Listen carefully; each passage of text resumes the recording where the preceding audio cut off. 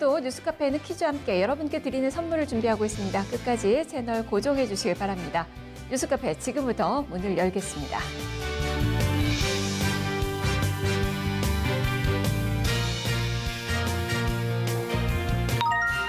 4월 12일 오전 뉴스통 주요 뉴스입니다. 문재인 대통령이 한미 정상회담에서 조만간 남북 정상회담을 추진할 계획이라고 밝혔습니다. 트럼프 대통령도 김정은 위원장과 대화의 문은 항상 열려 있다고 강조했습니다. 한국이 후쿠시마 인근 수산물 수입을 놓고 일본과 벌인 무역 분쟁에서 승소했습니다. 이번 결정으로 후쿠시마 인근 수산물 수입 금지 조치가 유지될 전망입니다. 김학의 별장 성접대 사건의 고화질 원본 영상 일부가 공개됐습니다. 윤중천시 성접대에 동원된 여성은 24명인 것으로 알려졌습니다. 헌법재판소가 낙태죄 조항에 대해 헌법 불합치 판단을 내렸습니다. 임신한 여성의 자기결정권을 우선적으로 고려한 판단입니다.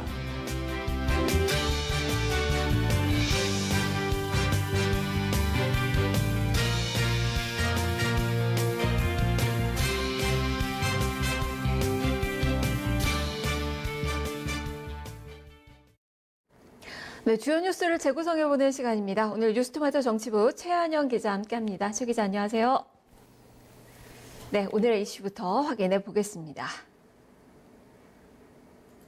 한미 정상회담 종료, 평화 여정 다시 시작되나? 우리 시간으로 새벽 1시 진행이 됐습니다. 단독회담이 한 30분, 그리고 이제 확대회담이 55분간 진행이 됐다고 알려지고 있는데요. 과연 이제 북핵 관련돼서 북한과의 협상과 관련돼서 이 한미가 어떻게 좀 조율을 했는지 하나하나 좀 짚어보겠습니다.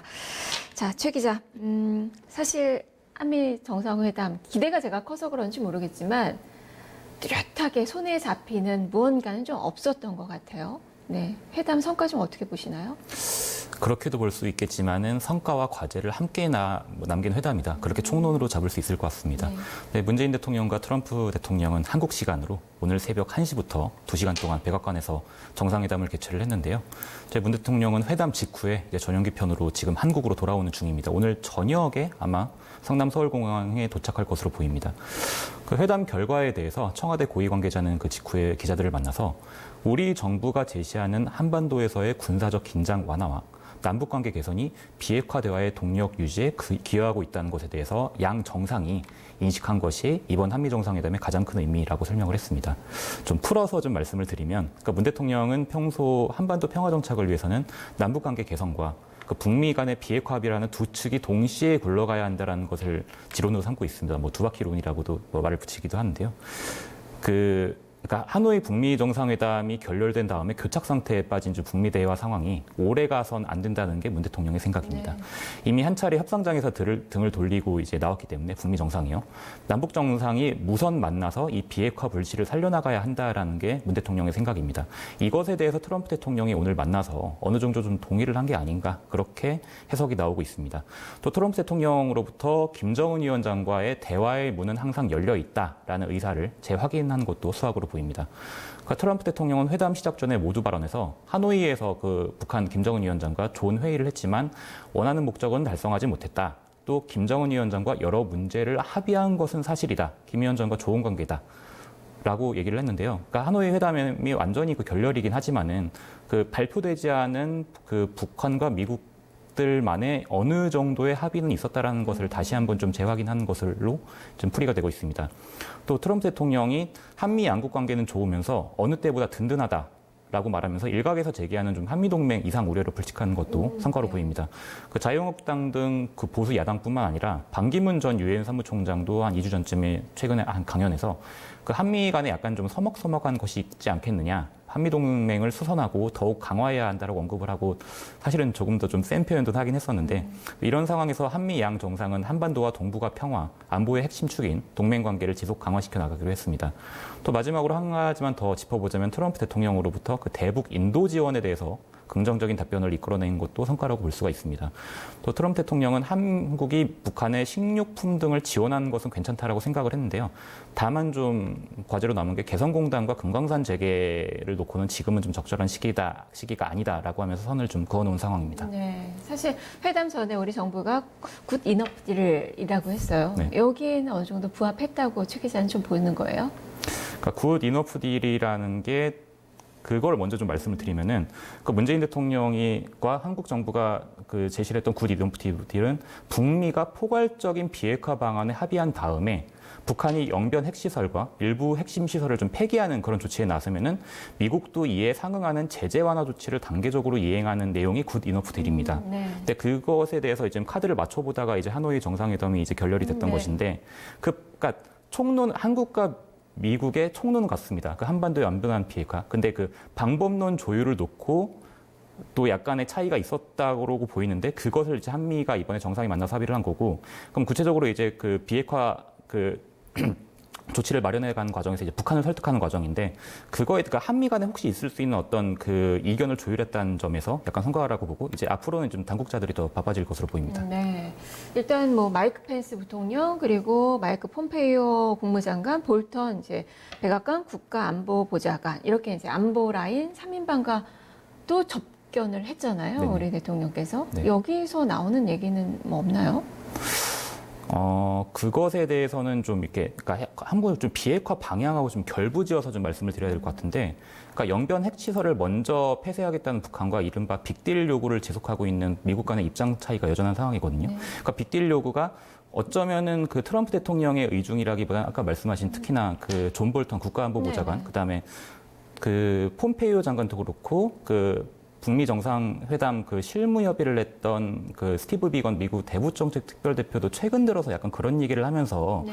약간 이게 어떻게 되는 거냐 약간 그런 얘기가 있었는데 그러니까 그런 상황에서 이제 문재인 대통령이 트럼프 대통령과 만나고 그 전에 이제 실무진들을 만나면서 어느 정도의 비핵화 방법론을 좀 이렇게 마련을 하지 않았을까? 왜냐면은 그 당초 배석자들 가운데 원래는 약간 그 대북 유화론자라고 불릴 만한 사람들이 많이 있었는데 트럼프 대통령이 마지막에 약간 그 배석자들 약간 교체를 했습니다. 그것은 다시 말해서 강경론자, 유화론자를 같이 앉혀놓고 문재인 대통령이 본인의 뜻을 좀 충분히 설파를 해라. 그런 뜻으로 약간 보이고 있거든요.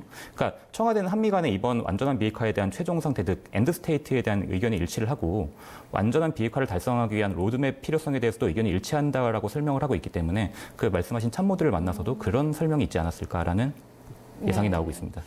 어쨌든 이제 한미 간의 그동안에 어쨌든 대북 정책과 관련돼서는 좀 온도차가 있었는데 이런 부분은 좀 아직까지는 좀 여전한 것 같고 그렇다면 그래도 지금 미국이나 북한은 판 깰 생각은 없는 것 같고 이번 회담이 어쨌든 뭐 이 상당히 중요한 뭐 시발점으로 다시 이제 관계를 지속할 수 있는 그런 여건 마련에 어느 정도 판은 좀 깔았다고 좀 보여지는데 그렇다면 말씀대로 비핵화 그 향방을 좀 이제는 긍정적으로 좀 볼 수 있는 계기가 되는 거예요.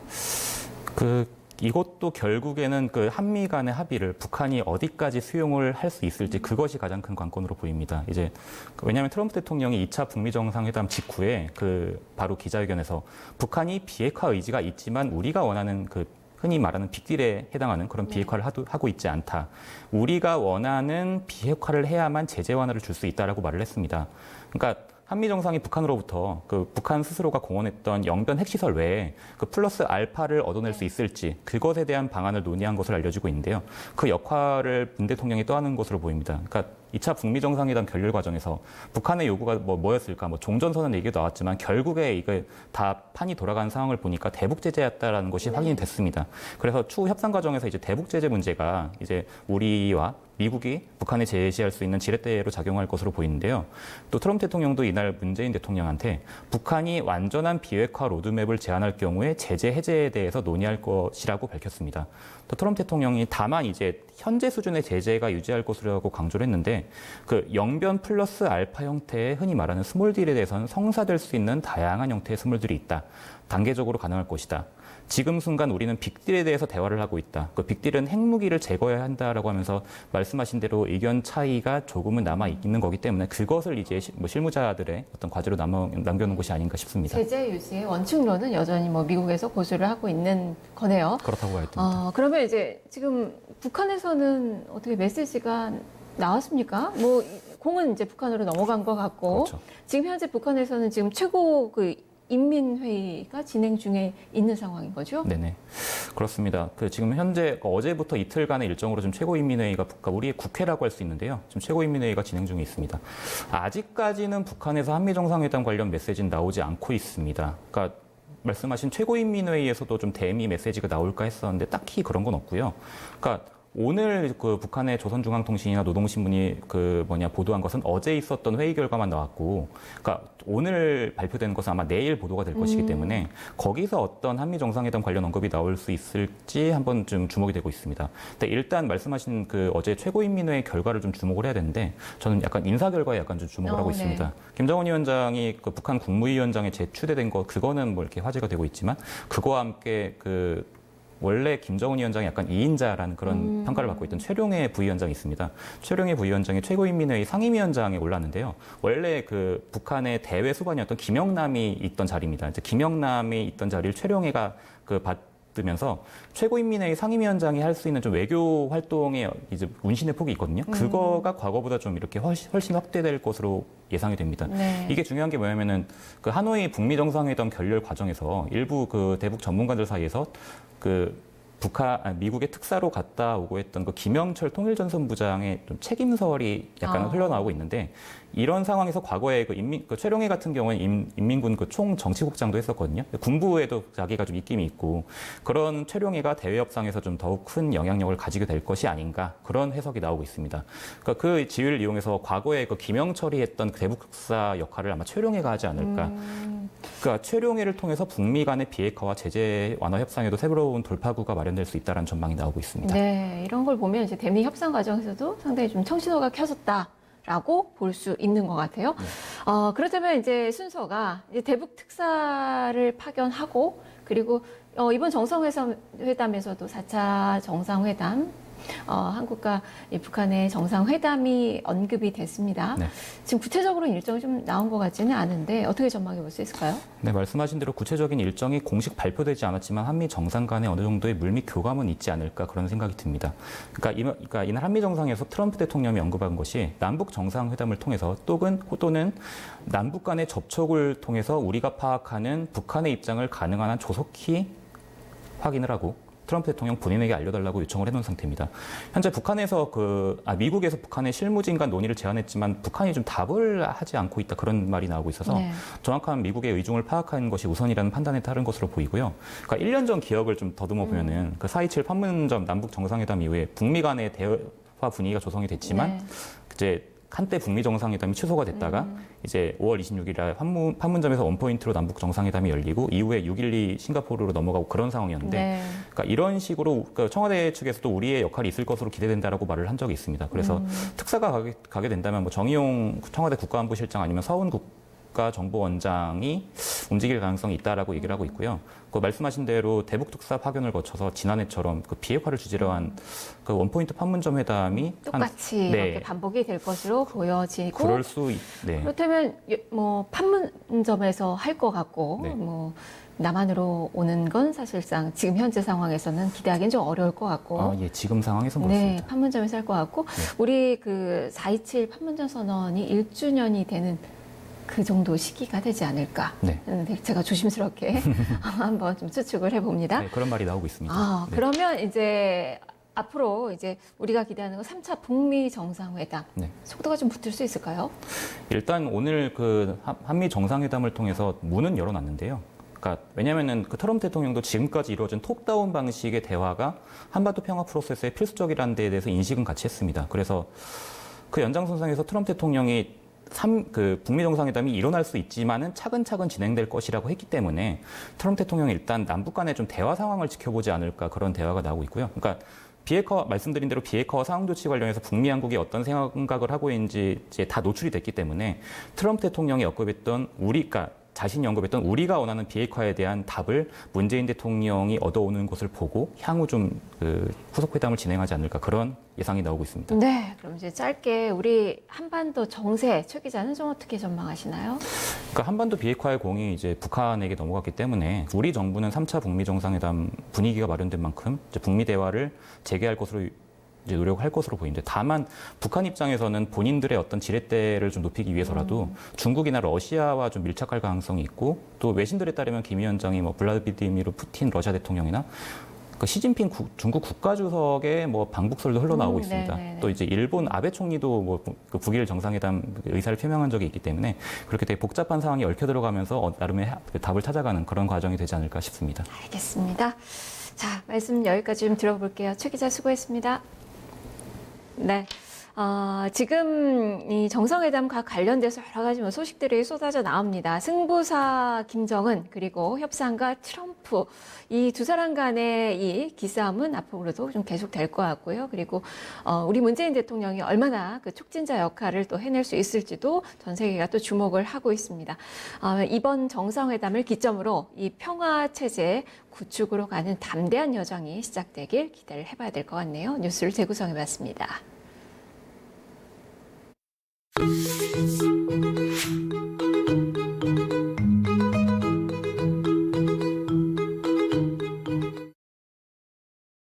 안녕하세요. 실시간 검색어 김은별 기자입니다. 실시간 검색어에서는 주요 뉴스를 한눈에 보여주는 뉴스통 검색어 8가지를 짚어드립니다. 오늘의 검색어부터 먼저 확인해 보시겠습니다.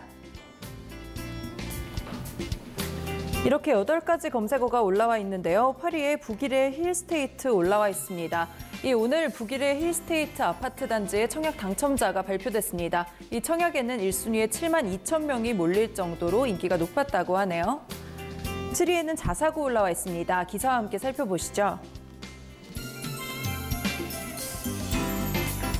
이 자율형 사립고등학교와 일반고등학교 중복 지원을 금지한 것은 헌법에 어긋난다고 헌법재판소가 결정했습니다. 다만 이 신입생을 동시에 선발토록 자사고를 후기 지원 학교로 규정한 조항에 대해서는 합헌 결정을 내렸습니다. 현재는 자사고에 지원했다가 불합격한 평준화 지역 소재 학생들은 중복 지원 금지 조항으로 인해 원칙적으로 평준화 지역 일반고에 지원할 기회가 없다는 점을 지적했는데요. 현재 결정에 대해서 교육계에서는 시각이 엇갈리고 있습니다. 전국교직원 노동조합은 자사고 이중 지원 보장은 헌법이 보장하는 권리가 아니라 특혜라고 주장을 했고요. 이 한국교원단체 총연합회는 학생과 학부모의 선택권이 크게 위축될 것이라고 비판했습니다.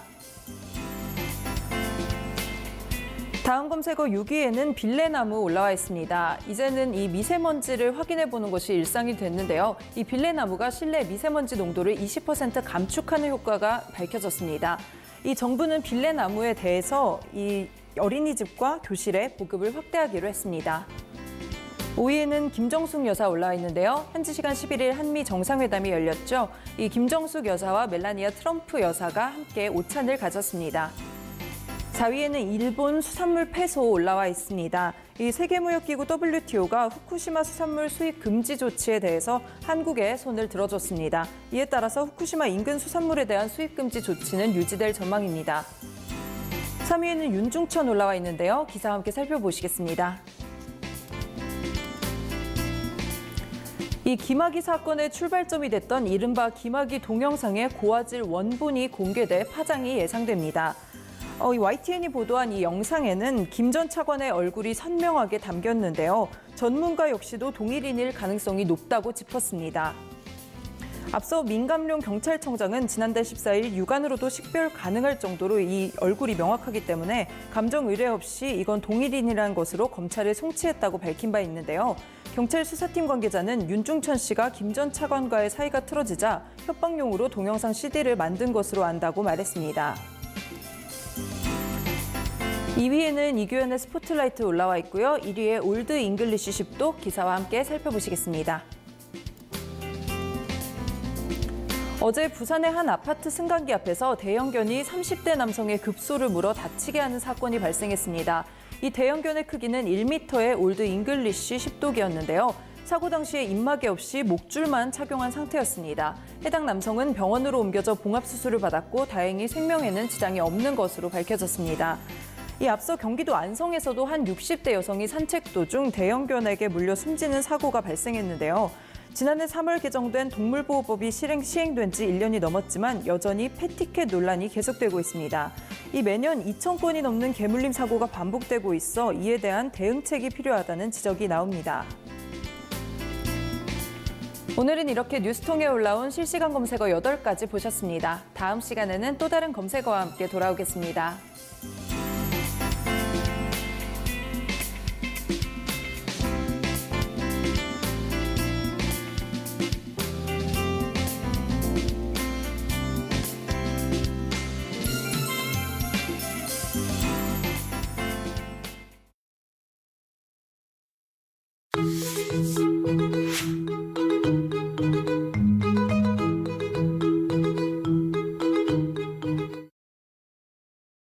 네, 뉴스통 한라인 시간입니다. 오늘 오전 중소기업중앙회가 청년희망 스마트 일자리 프로젝트 선포식을 개최를 했습니다.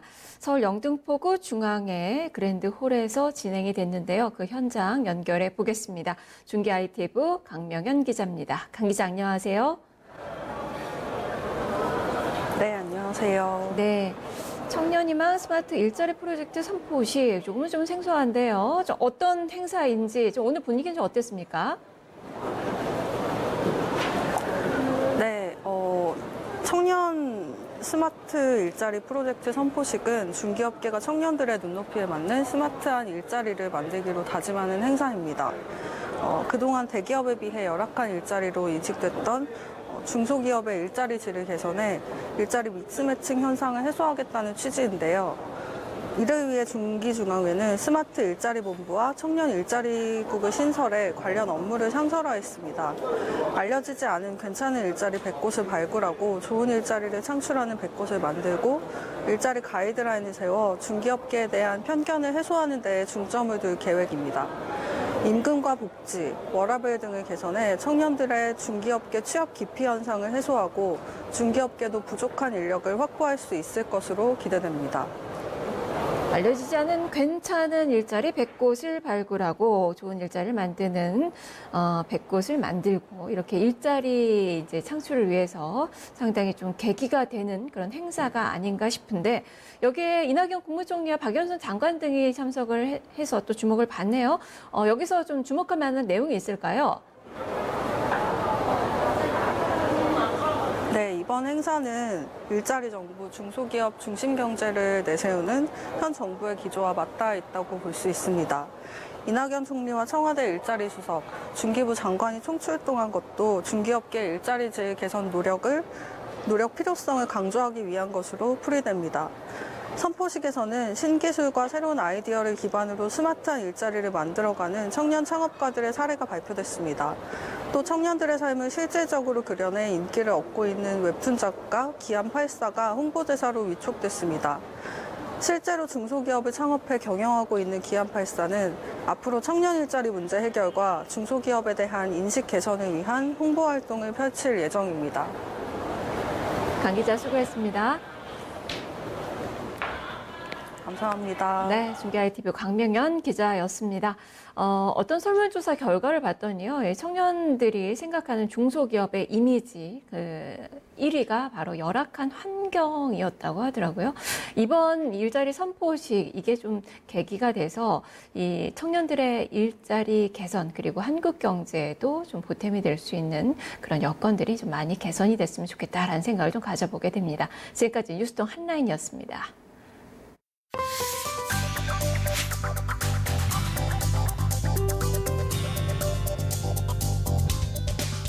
오늘의 키워드는 트위플로머시입니다. 여러분들은 트위터를 해보신 적이 있나요? 트위터란 지적이다라는 뜻을 가진 소셜 네트워크 서비스로 블로그의 인터페이스와 미니 홈페이지의 친구 맺기 기능, 그리고 메신저 기능을 한데에 모아놓은 서비스입니다. 트위터 사이트에 접속하기 위해 검색창에 트위터라고 검색을 해보면 트위터, 지금 일어나고 있는 일입니다 라는 문구를 보실 수 있을 텐데요. 트위터는 현재 일어나고 있는 일에 대한 포스팅을 통해 이용자 간의 빠른 소통이 가능한 소셜 네트워크 서비스입니다. 트위터의 특이한 점은 다른 SNS와는 달리 한 번에 올릴 수 있는 글자 수가 140자로 제한되어 있다는 것인데요. 단문을 주고받을 수 있기에 가볍다는 장점이 있습니다. 또한 다른 사람의 트윗을 자신의 계정으로 다시 트윗하는 리트윗 기능이 있어 전파 속도가 굉장히 빠릅니다. 마지막으로 팔로잉 기능이 쉬워 모르는 사람과도 쉽게 연결될 수 있기에 전파 범위가 국경을 뛰어넘습니다. 이러한 특징으로 인해 트위터는 정치, 외교에도 이용되고 있습니다. 여기에서 나온 용어가 바로 트위터와 외교의 합성어인 트위플로머시인데요. 트위플로머시는 트위터를 통해 진행하는 새로운 외교 방식을 일컫은 용어로 글로벌 홍보기업 버슨 마스텔로의 2015년 보고서에서 처음으로 사용되었습니다. 예를 들어 볼까요? 지난 6월 12일 싱가포르에서 역사적인 첫 북미 정상회담이 열렸는데요. 북미 정상회담 하루 전날 싱가포르 외무장관 비비안 발라크리 슈난이 북한 김정은 국무위원장과 함께 찍은 셀카를 트위터에 공개해 화제가 되었습니다. 비비안 발라크리 슈난 외무장관의 트위터에 세계의 많은 언론과 대중의 이목이 쏠렸는데요. 그의 트위터에 올라온 사진 몇 장을 통해 싱가포르의 북미 정상회담 분위기를 전했다는 점에서 트위플로머시의 대표적인 예로 볼 수 있습니다. 이상 오늘의 키워드였습니다.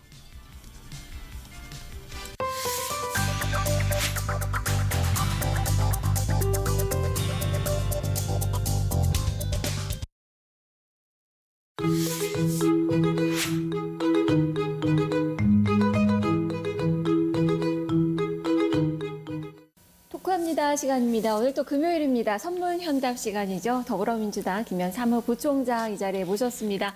안녕하세요. 네, 안녕하세요. 네, 이번 주에 2기 내각이 공식적으로 출범이 됐습니다. 사실 청문회 보고서가 채택되지 않은 두 장관이 임명이 되면서 또 이게 야당에서 뭐 독재다 독선이다 또 맹고도 퍼붓네요. 어떻게 보세요? 아니, 보고서를 채택이 안 해주는 야당이 독재고 독선 아닌가요? 제가 볼 때는 뭐 그야말로 꼬투리 잡기잖아요. 김현철 장관은 통일관이 자기들하고 다르다고 반대하는 거고요. 그다음에 그 박영선 의원은 한교안 대표에 대해서 CD건으로 곤란하게 만드니까 보복으로 해서 보고서 채택을 안 했는데요.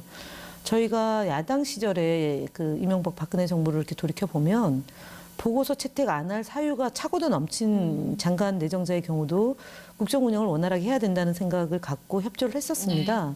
근데 이번에 여소야대 그 구조 때문에도 그렇지만 저희 더불어민주당이 위원장이 아닌 상임위는 무조건 보고서 채택을 안 하는 무슨 관행이 만들어진 거라고 봅니다. 그래서 어떤 분들 주장은 무슨 뭐 임기 끝에 가면 50명도 넘치겠다라고 얘기하는데 네, 총선 끝나면 내년 총선이 그 기점이 될 것 같습니다. 이번에는 구조적으로 야당의 숫자가 많기 때문에 저희가 도리 없이 이렇게 당하는 거고요.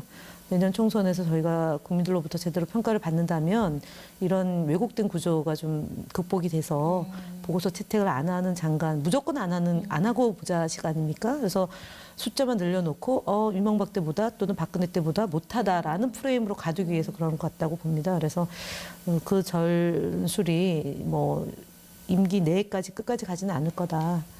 지금 9분인데 그 보고서 채택을 안 한 분들을 보면 김상조 공정거래위원장, 그다음 강경화 외교부 장관, 그다음에 송영무 전 국방부 장관, 그리고 유은혜 의원, 뭐 홍종화 장관 이런 분들 다 안 했지 않습니까? 근데 국민들은 그분들이 왜 보고서 채택이 안 됐는지 사실은 뚜렷한 뭐가 없어요. 예. 그러니까 유은혜 장관의 경우도 그 딸 뭐 위장 전입이다고 했는데 그건 2005년 이전이거든요. 그러니까 인사청문회 되기 전에 벌어진 일들에 대해서는 좀 그게 상습적이지 않으면 그 잘못한 건 맞지만 그것이 보고서 채택을 못할 정도의 사안까지는 아니지 않습니까?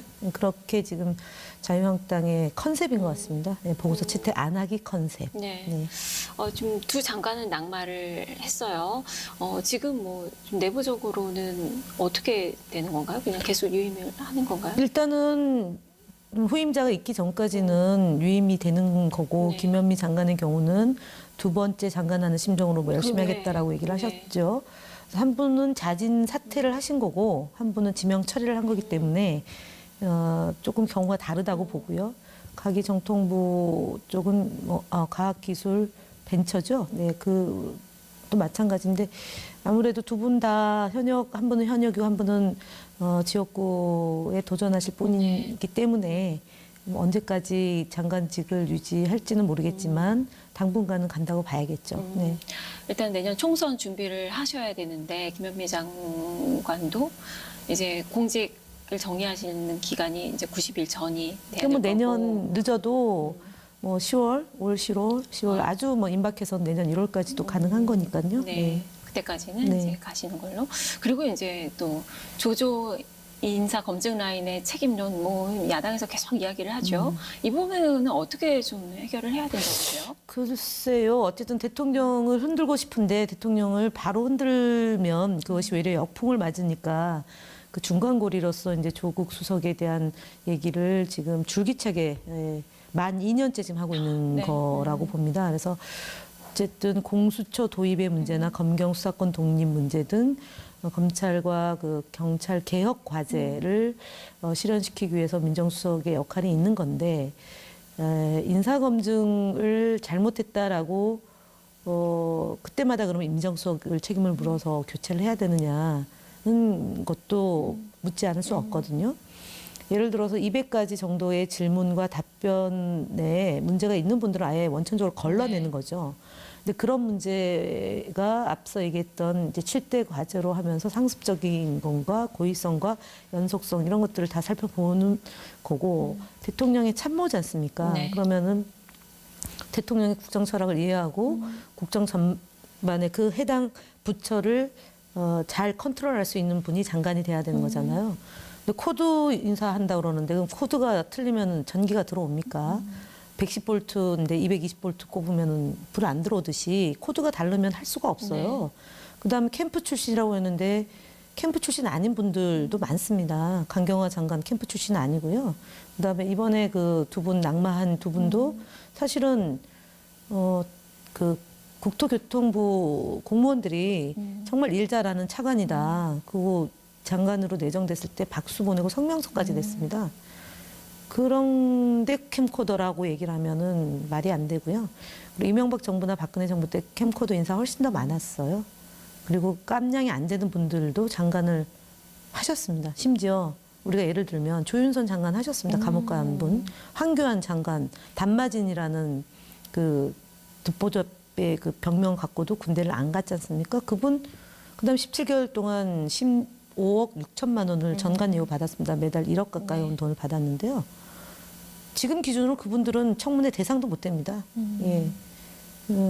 그런 분들 중에 걸러내서 검증을 했는데 전혀 몰랐던 내용들이 나올 수도 있는 거 아닙니까?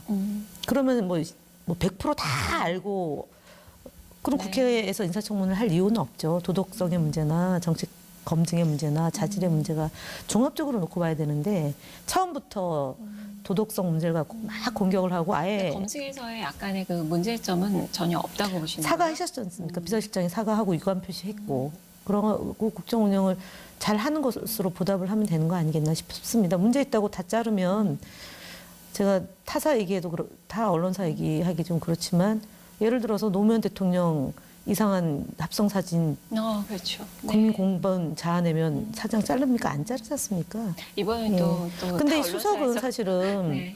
수석은 비서실장은 국무총리급이라고 보고 수석은 장관급으로 봅니다. 물론 차관 네. 대우지만 아니 일 잘못했다고 생기는 문제마다 책임지면 청와대 마비되죠. 그거 노리고 있는 거 아니에요? 자유한국당이 네. 것만 되면은 저기 청와대 앞에 가서 농성하고 뭐 집회하고 그러는데 지난번 인사청문회 도중에 간 게 17번째인가 그랬습니다. 보이코트. 예. 그래서 그런 야당에 대해서 국민들이 이렇게 평가가 어떻게 될지에 대해서 좀 봐야 되는 거라고 봅니다. 내년 총선이 그래서 이명박 박근혜 정부로 회귀할래 아니면 미래로 갈래 네. 이런 그 얘기들이 많이 나올 거라고 봅니다. 최악을 피해야 되지 않겠습니까? 최악을 피하기 위해서 선택을 해야지 차선의 선택 또는 최고의 선택으로 하려면은 정치이든 뭐 사회 전반에 걸쳐서 없을 것 같습니다. 그런 지고지순한 가치는 저는 제가 볼 때는 뭐 정치인이라서 그렇게 얘기한다고 보겠지만 한 회사를 운영하더라도 뭐 직원들이 사고 치면 사장이 바로 사퇴하고 또는 뭐 편집국장이 그만두고 그러지 않지 않습니까? 그러니까 죄의 무게에 따라서 뭐 이렇게 평가하고 판단해 줘야 되는데 자유한국당의 목적은 무조건 흔들기.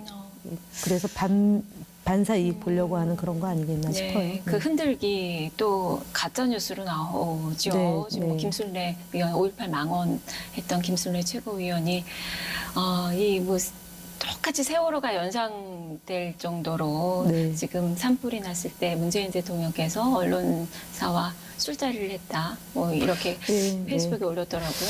신의 한수하고 그다음에 또 한 군데 두 군데서 얘기를 했고 가장 강력한 대응을 하겠다라는 게 청와대 입장인데요.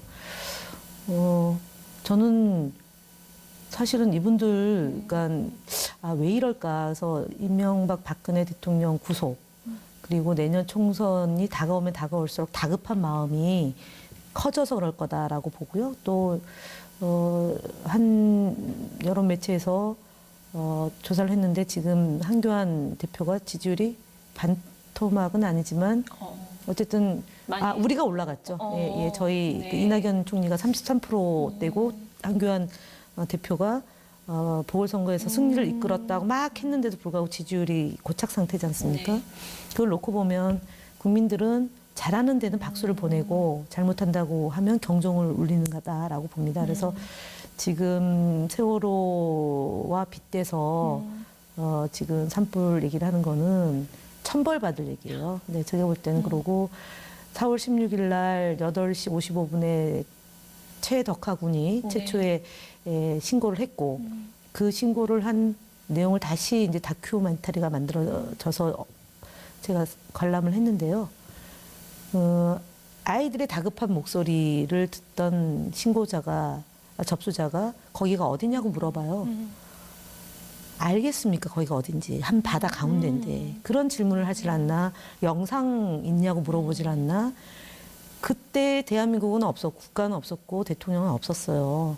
그거랑 이 사건을 참화를 겪는 도민들과 시민들을 우롱하는 말이죠. 저는, 이제, 세월호 참사 5주기가 이제 다음 주 화요일인데, 경건하게 이것을 제대로 하지 못했던 박근혜 세력들이 어디 그걸 갖다 붙입니까? 그러니까 제가 볼 때는 탄핵이 당하는 거고 파면이 되고 구속이 된다. 근데 그 부역을 했던 자유한국당의 세력들이 이 모든 국민들이 그 지지자들과 일부 정치 세력 빼고는 정말 잘했다 박수를 보내는 거 아닙니까? 공무원들과 그다음에 소방대원들과 심지어 동물을 보호하기 위해서 네. 득달같이 달려간 옥계면에 과장 한 사람이가 뒤늦게 또 미담이 되고 있는 것인데 그런 진짜 온 국민의 힘을 합쳐서 피해를 최소화시킨 이 사건을 두고 이 상황을 두고 대통령이 5시간 동안 어디 있었나라고 질문하면 그게 질문입니까? 이거는 정말 제가 그 사람들 머릿속이 어떻게 됐는지 보고 싶습니다, 진짜로. 저열한 정치 네, 공세다라고 저는 보시는 그래서 거죠. 네. 뭐 다들 5시간, 7시간 얘기하는데 이제 반쯤 해결했지 않습니까? 네. 박근혜 대통령이 전 대통령이 되고 구속이 된 거 재판 진행 중인데 이렇게 국민들을 알기를 우습게 하는 정치 집단이 내년 총선에서 제대로 심판받는 계기가 있을 거고 그걸 통해서 바야흐로 이명박 박근혜 세력들을 그러니까 뭐 그 이전에 전두환 세력이죠. 네. 5.18이 정말 이 정조준에서 많은 무고한 자기 백성들을 죽이고 대통령을 7년 동안 한 거라면 그 수많은 범죄 행위를 하고 10년, 9년 동안에 집권을 했던 이 세력이 이제 지방자치단체를 통해서 일소가 됐다라면 내년 총선이 계기가 된다, 중간 계기가 된다고 봅니다. 일단 지금 말씀대로 상당히 지금 여야가 냉랭한 냉랭 정도가 아니죠. 네. 그렇죠. 그건 뭐 전쟁이죠. 총성 없는 전쟁이죠. 지금 3월 국회도 빈손이었고 그렇다면 지금 뭐 한국당에서는 협치는 없다라고 이야기를 했는데 4월 국회도 상당히 좀 얼어붙겠는데. 아니 그러니까 추경 예산안을 편성해서 재해 지역에 그 지원을 해야 되는 거 아닙니까? 네. 근데 그걸 원인을 분석하겠다고 나오고 있지 않습니까? 그리고 총선용이라고 얘기하는데, 그러니까 나경원 원내대표가 입만 열면은 모순 덩어리지 않습니까? 지금 아니 그 지역에 지역구 국회의원이 몇 분이나 계시는데, 그리고 속초, 고성, 양양의 의원도 자당 의원 아닙니까? 네. 그다음에 삼척, 태백 이쪽 지역도 자유한국당 의원이에요. 근데 거기에 지원을 못 해주겠다는 얘기는 내년에 선거에 이길 수 없다라고 스스로 고백하는 것밖에 더 됩니까? 제가 볼 때는 4월 국회 때 추경 예산 편성될 거라고 봅니다. 왜냐하면 그 당에 소속되어 있는 의원들이 그러면 역할을 안 하면 내년에 그냥 떨어지는 거잖아요. 그러면은 안 되는 거죠. 누가 당리당략을 하는 건데요, 지금. 그렇게 정치하면은 안 된다고 봅니다. 공사 구분을 할 줄 알아야죠. 나경원 원내대표도 그럼 지역구에서 힘들 겁니다. 네. 네. 끝으로 또 이건 또 물어봐야 될 질문인 것 같네요. 지금 이미선 헌법재판관 그 후보자 이 주식 논란이 또 일고 있는 그 상황입니다. 지금 여당에서도 뭐 이야기들이 좀 나오는 게 아닌가 싶기도 해서 이 부분을 좀 말씀해 주세요. 민사청문회 과정에서 과다 보유에 네. 대한 문제 제기는 있었고요.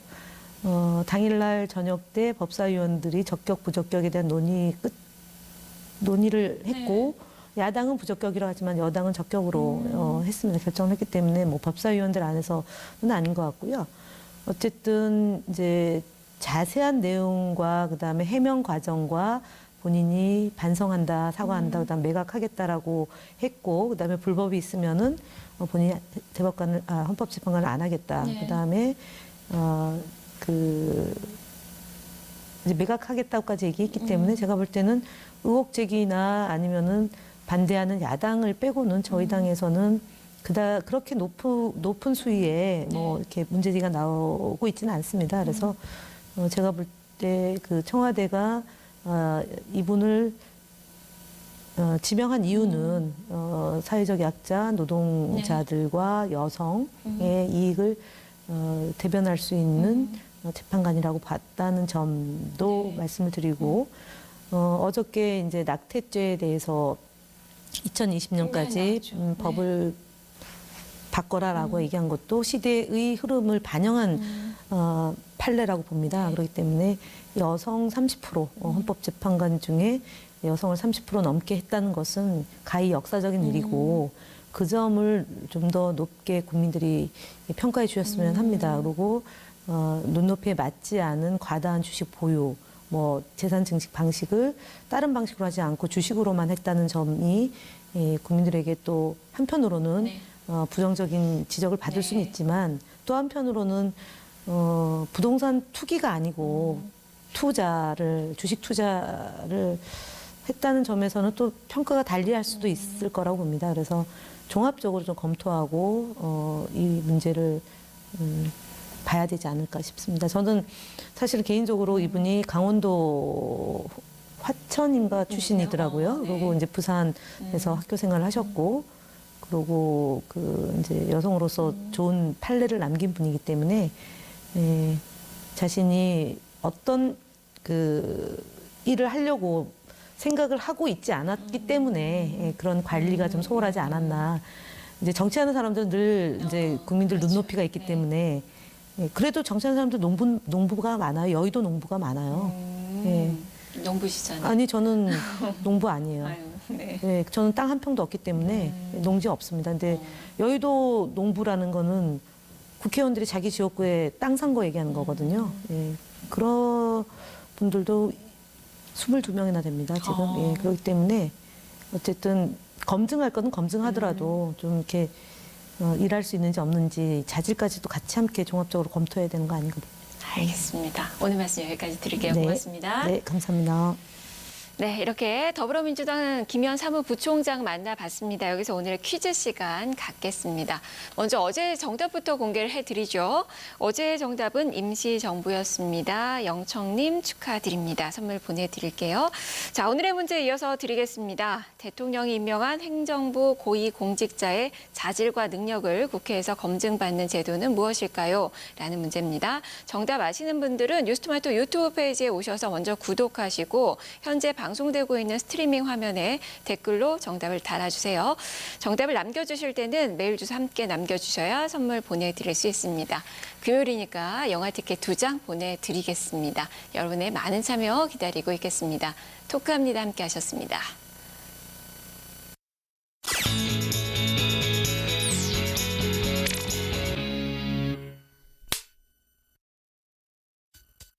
김재범의 무비게이션입니다.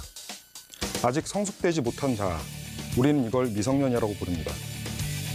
하지만 성숙된 자아를 갖춘 어른들도 결국에는 미성년인 경우가 우리 주변에 정말 많습니다. 안일 미자의 미성년, 혹은 아름다울 미자의 미성년, 어떤 게 정답일까요? 아마 이분이 대답해 주실 겁니다. 배우 김윤석이 자신의 첫 번째 연출 데뷔작으로 선택한 영화 미성년입니다. 영화 미성년은 대원, 영주, 미희 3명의 성년과 주리, 유나 2명의 미성년 소녀들이 등장합니다. 대원과 영주는 부부입니다. 주리는 이들의 딸입니다.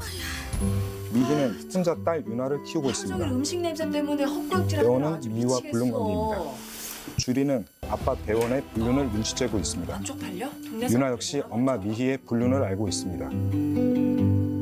미희가 대원의 아이까지 임신한 상태입니다. 이들 5명의 관계는 도대체 어떻게 될까요? 영화 제목 미성년은 중의적인 의미를 담고 있습니다. 안일 미자의 미성년, 아름다울 미자의 미성년. 우리는 어떤 식으로든 미성년인 시절부터 아름다운 성년의 시절을 꿈꾸고 있습니다. 결국에는 미성년은 미성년인 셈입니다. 더욱이 주리는 아빠 대원의 불륜을 알고 있습니다. 안일 미자의 미성년, 아름다울 미자의 미성년. 여러분들은 어떻게 보이십니까? 영주는 뜻밖의 전화 한 통에 남편 대원의 불륜을 알게 됩니다. 주리와 유나의 다툼 속에서 유나가 건 우발적인 전화통화에 남편 대원의 불륜을 전해 듣게 된 것입니다. 그 다음 상황은 불을 보듯 뻔합니다. 물론 대원은 끝내 모든 것을 회피합니다. 영주에게서도 미희에게서도. 영화 미성년 속 불륜. 이건 욕정일까요? 사랑일까요? 대원은 무엇이었을까요? 미희는 무엇이었을까요? 영주의 생각은 도대체 어디를 향하고 있었을까요? 영화 미성년 속 스토리의 동력은 사실상 3명의 어른이 아니라 2명의 미성년이 담당하고 있습니다. 주리와 유나는 처음부터 부모들의 불륜을 알고 있었습니다. 주리는 우등생입니다. 학교 선생님도 걱정할 정도입니다. 유나와의 육탄전 이후 임신한 미희의 뱃속 이복 동생이 태어남으로 인해 세상을 바라보는 다른 눈을 갖게 됩니다. 반대로 어른인 대원과 영주, 미희는 태어난 아이로 인해 성숙의 단계에서 미성숙, 즉 미성년으로 다시 역행하는 모습을 보입니다. 자, 누가 미성년으로 보이십니까? 안일 미, 아름다울 미. 여러분들이 보시기에 미성년은 도대체 누구입니까? 영화 미성년, 아름답고 싶지만 아직 이뤄내지 못한 삶을 살고 있는 우리들의 시간이 어쩌면 거꾸로 흘러가고 있는지도 모른다고 말하고 있는 것 같습니다. 영화 미성년은 배우 김윤석의 탁월한 연출력이 만들어낸 아이러니하고 우스꽝스러운 어른들의 위선을 코미디적인 감각으로 적재적소에 녹이면서 풍자하고 있습니다. 연출의 완성도는 무겁습니다. 하지만 재미와 관람의 무게감은 한없이 가볍습니다. 제가 꼽은 영화 미성년의 별점은 별 3개 반입니다. 네, 김선영의 뉴스카페 오늘 준비된 순서는 여기까지입니다. 주말이네요. 편안한 주말 되시고요. 저는 월요일에 다시 찾아뵙겠습니다. 함께해 주신 여러분 고맙습니다.